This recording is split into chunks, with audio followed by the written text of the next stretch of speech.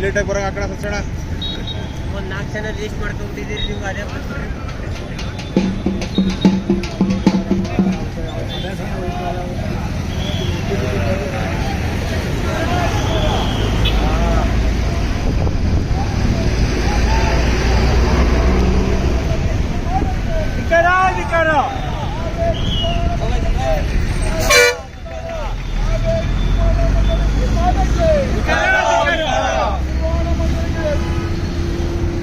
ರೈತ ವಿರೋಧಿ ರಾಜ್ಯ ಸರ್ಕಾರಕ್ಕೆ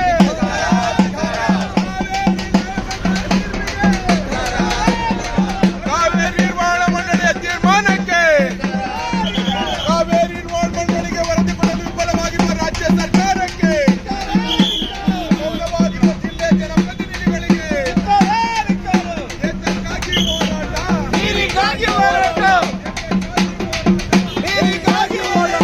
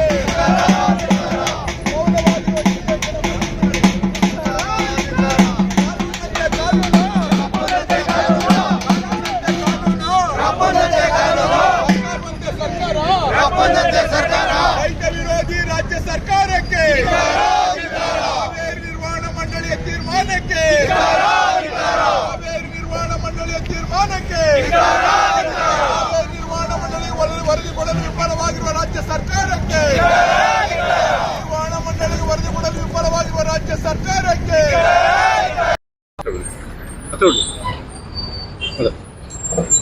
ಕಾವೇರಿ ನೀರಿನ ವಿಚಾರದಲ್ಲಿ ಪ್ರಾರಂಭದಿಂದ 1924ರಲ್ಲಿ 50 ವರ್ಷ ಒಪ್ಪಂದ ಮಾಡ್ಕೊಂಡದ್ದು 74ಕ್ಕೆ ಮುಗೀತು. ಅಲ್ಲಿಂದ ನಮ್ಮನ್ನು ಕಾಯಬೇಕಾದಂಥ ಎಲ್ಲ ರಾಜಕೀಯ ಪಕ್ಷಗಳು ವಿಶೇಷವಾಗಿ ಕಾವೇರಿ ನೀರಿನ ವಿಚಾರದಲ್ಲಿ ರೈತರಿಗೆ, ಸಾರ್ವಜನಿಕರಿಗೆ, ಜಿಲ್ಲೆಯ ರಾಜ್ಯದ ಜನಕ್ಕೆ ವಿಷ ಕೊಟ್ಟವ್ರೆ. ಯಾರು ಇದರ ಬಗ್ಗೆ ಮಾಡಿಲ್ಲ. ಮಾನ್ಯ ಮುಖ್ಯಮಂತ್ರಿ ಹೇಳ್ತಾ ಇದ್ರು ನಿನ್ನೆ ಮೊನ್ನೆ ತನಕ ಕುದುರೆ ಮುಖ ಮೇಕೆದಾಟು ಯೋಜನೆಗೆ ಕೇಂದ್ರ ಅನುಮತಿ ಕೊಡಲಿ ಅಂತ. ಕೇಂದ್ರ ಇವತ್ತು ಹೇಳಿದೆ, ಏನಂತ ಹೇಳಿದೆ ಅಂದರೆ ಅನುಮತಿಯ ಅವಶ್ಯಕತೆ ಇಲ್ಲ, ಎಲ್ಲ ರಾಜ್ಯಗಳು ಅವರವರ ಭಾಗದಲ್ಲಿ ಮಾಡ್ಕೊಳ್ಳೋಕ್ಕೆ ಅವಕಾಶ ಇದೆ ಅಂತ. ಈ ಅವಕಾಶ ಇರೋದು ಮಾನ್ಯ DK ಶಿವಕುಮಾರ್ ಗೊತ್ತಿರಲಿಲ್ವಾ? ನಮ್ಮ ಜಿಲ್ಲಾ ಜನಪ್ರತಿನಿಧಿ ಗೊತ್ತಿರಲಿಲ್ವಾ? ಇದರಲ್ಲಿರುವಂಥ ಮಾಹಿತಿಯ ಕೊರತೆ ನಮ್ಮ ಭಾಗಕ್ಕೆ ಅನ್ಯಾಯ ಆಗ್ತಿರೋಂಥದ್ದು. ಈ ಕೊರತೆ ಇರೋಂಥ ಮುಖ್ಯಮಂತ್ರಿ, ಈ ಕೊರತೆ ಇರೋಂಥ ರಾಜ್ಯದ ಆಡಳಿತ ಕಾವೇರಿ ನೀರನ್ನ ಎಲ್ಲಿ ಸಂರಕ್ಷಣೆ ಮಾಡುತ್ತೆ? ಇವತ್ತು ಪ್ರಾಧಿಕಾರದ ಮುಂಭಾಗ ನಮ್ಮ ಪರಿಸ್ಥಿತಿಯನ್ನ ಮಂದಟ್ ಮಾಡೋದ್ರಲ್ಲಿ ಫೇಲ್ಯೂರ್ ಆಗಿದ್ದಾರೆ. ನೀರಿಲ್ಲ, ಈ ಬೆಳೆ ಲಕ್ಷಾಂತರ ಎಕರೆ ಬೆಳೆ ಇದೆ, ಆ ಬೆಳೆಗೆ ನೀರು ಕೊಡ್ತಾ ಇಲ್ಲ ಅಂತಂದ್ರು ಅದನ್ನು ನೀರು ಬಿಡಿ ಅಂತ ಹೇಳುವಂತ ಮೂರ್ಖರು ಬಹುಶಃ ಪ್ರಾಧಿಕಾರದಲ್ಲಿ ಇರಲ್ಲ. ನಮ್ಮ ಫೇಲ್ಯೂರ್ ಆಗಿ ನಾವು ಅವ್ರ ಧಿಕ್ಕಾರ ಹೇಳ್ತಾ ಇದೀವಿ. ಅವ್ರು ಬರ್ಲಿ, ವಸ್ತುಸ್ಥಿತಿ ನೋಡ್ಲಿ, ರಾಜ್ಯಕ್ಕೆ ಬಂದು ಭೇಟಿ ಕೊಡ್ಲಿ. ಭೇಟಿ ಕೊಟ್ಟು ಅನ್ಯಾಯ ನಮ್ಮಲ್ಲಿ ನೀರಿದ್ರೆ ತಮಿಳ್ನಾಡವ್ರು ನಮ್ಮ ಅಣ್ಣ ತಮ್ಮದಿರು, ನಾವು ನೀರಿದ್ರೆ ಅವ್ರ ಜೊತೆ ಹಂಚ್ಕೋತೀವಿ. ನೀರೇ ಇಲ್ದಿರುವಾಗ ನಮ್ಮ ಮನೆಗೆ ಅಂಡೆ ನುಗ್ಗಿ ಎತ್ಕೋಗ್ತೀವಿ ಅಂತಂದಾಗ ನಾವು ಹೋರಾಟ ಅನಿವಾರ್ಯ. ಕಾವೇರಿ ನೀರು ತಮಿಳ್ನಾಡು ಕರ್ನಾಟಕದ್ದು ಅಣ್ಣ ತಮ್ಮಂದು ಹಂಚ್ಕೋಬೇಕು ಅನ್ನೋದ್ರಲ್ಲಿ ಇದೀವಿ. ನಮಗೆ ಇಲ್ದಿರೋ ಭಾಗದಲ್ಲಿ ಸಂದರ್ಭದಲ್ಲಿ ತಗೋ ಹೋಗ್ತೀನಿ ಅಂತ ಹೇಳಿದ್ರೆ ಅದಕ್ಕೆ ತೀವ್ರ ವಿರೋಧ ಇದೆ. ಕರ್ನಾಟಕದ ರೈತರು ಸುಮ್ಮನೆ ಕೂರಲ್ಲ, ಬೀದಿಗೆ ಬಂದೇ ಬರ್ತೀವಿ, ಗಟ್ಟಿ ಧ್ವನಿ ಎತ್ತೀವಿ, ರಾಜ್ಯ ಸರ್ಕಾರಕ್ಕೆ ಸರಿಯಾದಂತ ಬುದ್ಧಿ ಹೇಳ್ತೀವಿ. ನಾವು ನಿರಂತರವಾದಂತ ಹೋರಾಟಕ್ಕೆ ಈಗಾಗಲೇ ಪ್ಲಾನ್ ಮಾಡಿದೀವಿ. ಒಂದು ವೇಳೆ ನೀರು ಬಿಟ್ರೆ ನಮ್ಮ ಎಣದ ಮೇಲೆ ಬಿಡಬೇಕು. ನೇರವಾಗಿ ಹೇಳ್ತಾ ಇದ್ದೀನಿ. ನಾವು ಇವತ್ತು ನಮ್ಮ ಮಕ್ಕಳಿಗೆ ಏನ್ಕೊಳ್ಳಿ, ನಾವು ಕನ್ನಂಬಾಡಿ ಕಟ್ಟೆ ಇದ್ದು ನನ್ನ ಮಗನ ಜಮೀನು ಕೊಡ್ತೀನಿ. ನನ್ನ ಮಗನ ಜಮೀನು ಕೊಟ್ಟರೆ ನನ್ನ ಮಗನ ನೀರೆಲ್ಲಿದೆ? ನಮ್ಮ ತಾತ ಮುತ್ತಾತ ಅನುಭವಿಸಿದಂಥ ನೀರನ್ನು ನಾನು ಕೊಡೋಕ್ಕಾಗಲಿಲ್ಲ ಅಂದರೆ ನಾನು ಇದ್ದು ಸತ್ತಂಗೆ. ಮಂಡ್ಯ ಜಿಲ್ಲೆಯ ರೈತರು ಪ್ರತಿಯೊಬ್ಬರು ಈ ರೀತಿ ಯೋಚನೆ ಮಾಡ್ತೀವಿ, ಬೀದಿಗೆ ಬರ್ತೀವಿ, ಗಟ್ಟಿ ಧ್ವನಿಗೆ ಎತ್ತೀವಿ. ಬೆಳೆಗಳೆಲ್ಲ ಒಣಗೋಗಿ 50 ದಿನ ಆಗಿದೆ. ನಮ್ಮ ಬೆಳೆಗಳೆಲ್ಲ ಒಣಗೋಯ್ತಾ ಇದೆ. ಮಾಧ್ಯಮದ ವರದಿ ಪ್ರಕಾರ ತಮಿಳುನಾಡು ಮೆಟ್ಟೂರು ಜಲಾಶಯದಲ್ಲಿ 36 TMC ನೀರಿದೆ. ನಮ್ಮ 4 ಜಲಾಶಯದಲ್ಲಿ 42 TMC ಇದೆ. ಈಗ ಸುಮಾರು 3,500 ಅಂದ್ರೆ 15 ದಿನಕ್ಕೆ 4 TMC ನೀರು ಹೋಗುತ್ತೆ.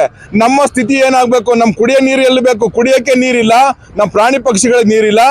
ನಮ್ಮ ರಾಜ್ಯ ಸರ್ಕಾರ ಕಾವೇರಿ ನಿರ್ವಹಣಾ ಮಂಡಳಿಗೆ ವರದಿ ಕೊಡೋದ್ರಲ್ಲಿ ವಿಫಲವಾಗಿದೆ. ಆ ತಜ್ಞರೇ ಬಂದು ನಮ್ಮ ಜಲಾಶಯಗಳು ನೋಡ್ಬೇಕು. ನಮ್ಗೆ ಕುಡಿಯೋಕ್ಕೆ ನೀರಿಲ್ಲ, ಮೇಲ್ಮನವಿ ಸಲ್ಲಿಸಬೇಕು. ಯಾವುದೇ ಕಾರಣಕ್ಕೂ ನೀರು ಬಿಡಬಾರ್ದು. ಮುಂದೆ ನೀರೇನಾರ ನಾಳೆ ನಾಳಿದ್ರಲ್ಲಿದ್ದರೆ ಉಗ್ರವಾದಂಥ ಹೋರಾಟವನ್ನು ಮಾಡ್ತೀವಿ.